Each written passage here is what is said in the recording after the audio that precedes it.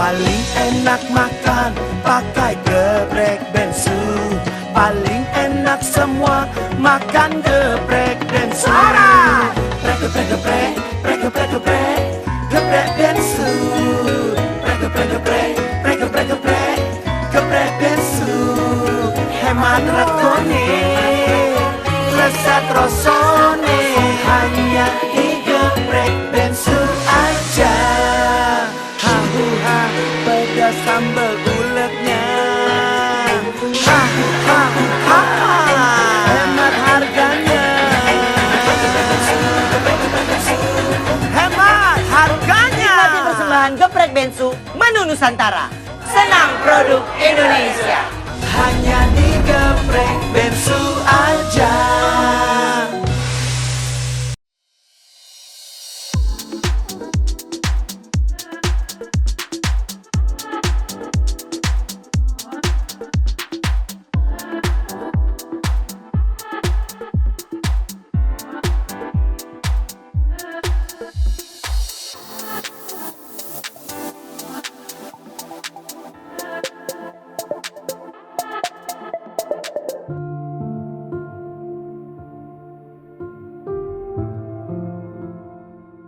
Pasangan pengantin baru Jen Salimar dan Arsya Wijaya mengalami musibah.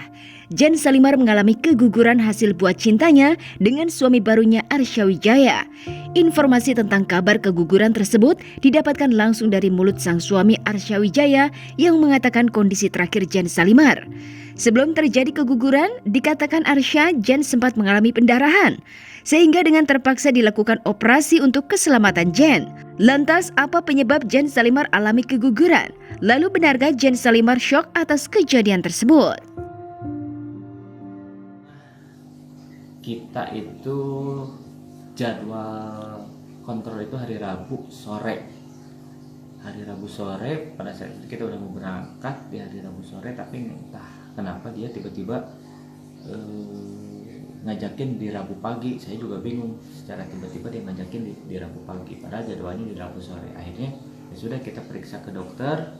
Pada hari Rabu pagi itu kita periksa ke dokter, dan ternyata yang terjadi adalah memang kandungannya janinnya tidak berkembang. Setelah pulang ke rumah, sehari berselang setelah itu, hari Kamisnya saya masih memantau kondisi dia, dan ternyata memang pendarahannya luar biasa banyak sekali.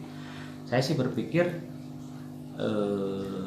resiko yang akan ditimbulkan ketika memang tindakan ini tidak diambil cepat-cepat mungkin akan jauh lebih besar lagi. Makanya pada saat itu saya langsung telepon dokter, minta jadwalnya dokter untuk secepatnya dioperasi, dan alhamdulillah pada saat itu dokter ngasih jadwal pada saat sehari setelah itu, yaitu hari Jumat.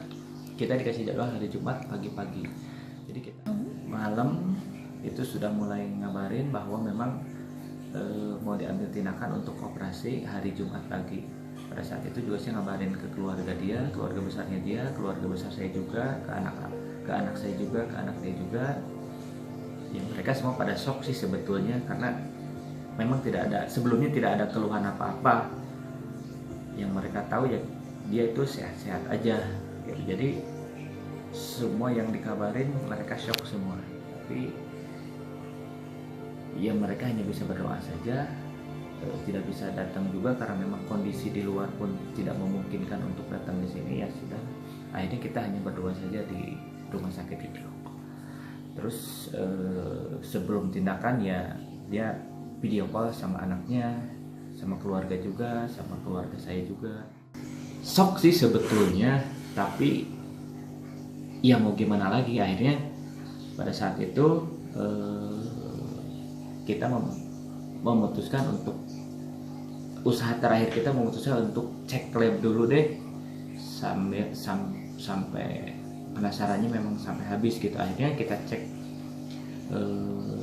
ke lab, cek darah dan lain sebagainya. Ternyata memang ini sudah benar-benar tidak bisa diselamatkan lagi. Akhirnya ya sudahlah, kita ambil tindakan. Pada saat itu dokter menyarankan untuk besoknya diambil tindakan di operasi itu. Tapi pada saat itu dia juga minta waktu untuk berpikir, minta waktu untuk berdoa. Mudah-mudahan ada keajaiban Akhirnya dijadwalin lah ke hari Senin. Pada saat itu Rabu, ada beberapa hari ke hari Senin, saya perhatiin dia memang kelihatannya dia memang shock banget gitu, karena iya sebetulnya ini memang yang sangat diharapkan sama kita berdua sih sebetulnya. Tapi ya pada saat itu dia mendengar bahwa si janin itu memang tidak berkembang, otomatis sangat shock banget sih dia. Tapi pada saat itu saya terus ngobrol sama dokter, saya juga nggak begitu memperhatikan dia. Saya terus berbicara dengan dokter harus baiknya seperti apa, jalannya seperti gimana. Akhirnya sebenarnya pada saat itu dokter memang menyarankan untuk secepatnya diambil tindakan. Artinya ketika pada saat itu kita datang ke dokter, dokter sudah menyarankan untuk secepatnya besok harus sudah mengambil tindakan. Tapi pada saat itu dia minta waktu sama dokter, ya mungkin untuk berpikir atau untuk apa, atau untuk berusaha dan berdoa, meminta waktu ke dokter sampai beberapa hari ke depan. Akhirnya disepakati bahwa pada saat itu akan diambil tindakan pada hari Senin. Setelah itu singkat cerita, karena memang kita hidupnya hanya berdua, kebetulan udah beberapa bulan ini hanya berdua aja di rumah. Kebetulan pada saat ini juga kondisinya lagi PSBB, jadi Jen juga terpisah dengan anaknya Jarno, saya juga terpisah dengan anak saya. Jarno juga tinggal sama bapaknya, anak saya juga tinggal sama ibunya. Akhirnya ya kita berdua aja selama ini di rumah. Jadi ketika ke rumah sakit pun kita hanya berdua. Rencananya sih akan dimakamin di Tasik. Kebetulan juga di sana ada makam keluarga, jadi biar barengan juga sama keluarga yang lain. Insya Allah besok pagi saya akan berangkat ke sana. Mungkin Jen tinggal di rumah, sayanya sendiri aja karena memang lihat kondisi fisiknya juga belum begitu fit. Ya saya sih hanya ngobrol aja sama dia, ngobrol nenangin dia meskipun sulit karena mungkin dia sangat terpukul sekali. Tapi alhamdulillah dengan sedikit-sedikit saya bisa membawa, saya bisa bikin dia tenang juga. Dan alhamdulillah akhirnya dia juga bisa menerima semua ini dan meyakini bahwa ini hal yang terbaik yang Allah kasih buat kita. Ini sesuatu yang Allah berikan untuk kita juga untuk ke depan yang lebih baik.